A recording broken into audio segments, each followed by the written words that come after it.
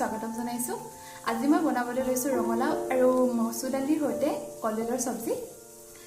আহক তেনেহলে আজি ৰেচিপিটো আৰম্ভ কৰো আৰু তাত প্ৰয়োজনীয় সামগ্ৰীসমূহ এবাৰ চাই লওঁ।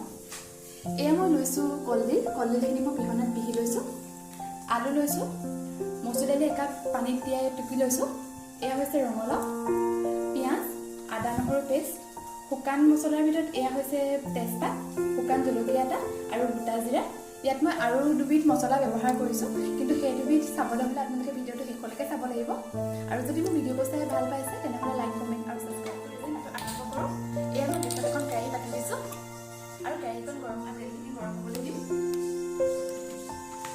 এয়া চাওক কেৰাহীখন গৰম হৈছে। এতিয়া মই ইয়াত গোটা জিৰাকেইটা দি দিছো, তেজপাতকেইটা মই এতিয়া ইয়াতে দি দিম আৰু শুকান জলকীয়া দি দিম।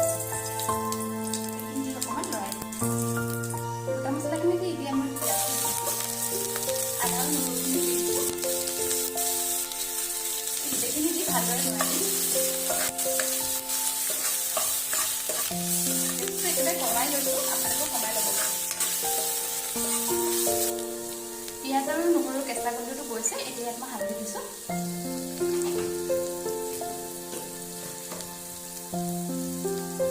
এবিধ মছলা দিছোঁ, যিবিধ মই আপোনালোকক শেষত কৈ আছোঁ।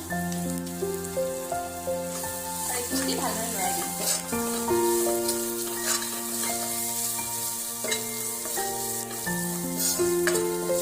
মছলাখিনি ভালদৰে লৰাই এতিয়া ইয়াত মই মছলা দি দিছোঁ।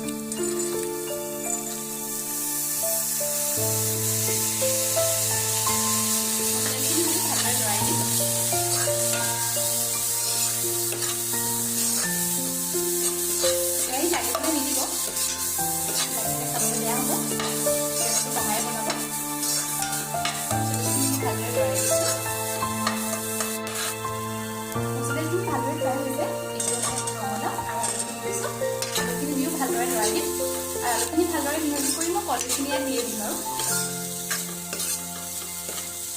এয়া চাওক গোটেইখিনি চব ধুনীয়াকৈ মিক্স হৈ গৈছে। এতিয়া ইয়াত মই কলডিলখিনি দি দিছোঁ। কলডিলখিনি দি ভালদৰে লৰাই দিব। মই ইয়াত এতিয়ালৈকে নিমখ দিয়া নাই, কাৰণ কম বস্তু নিমখ দিলে আন্দাজটো পাবলৈ অকণমান দিগদাৰ হয়। গোটেই বস্তুখিনি দিহে মই নিমখটো দিম। আপোনালোকেও নিজৰ আন্দাজমতে নিমখটো দি ল'ব।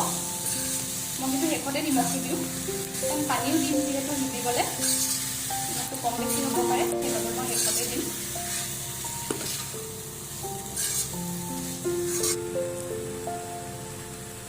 চব মিক্স হৈ গৈছে। এতিয়া মই ইয়াত নিমখ দি দিছোঁ।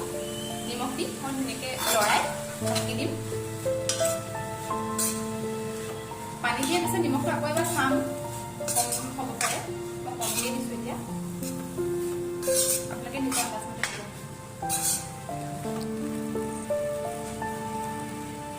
এতিয়া মই ভালকৈ লৰাই ঢাকি দিম যাতে বস্তুখিনি সিজে। চাওক নিমখখিনি ভালদৰে মিক্স হৈ গৈছে। এতিয়া মই ইয়াত গৰম পানী দিছোঁ। আপোনালোকেও গৰম পানী ব্যৱহাৰ কৰিব।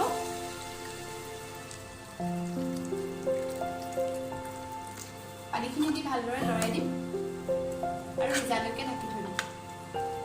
বহুত বেছি পানী দিয়া নাই, আপোনালোকেও নিজৰ আন্দাজমতে পানীটো দিব।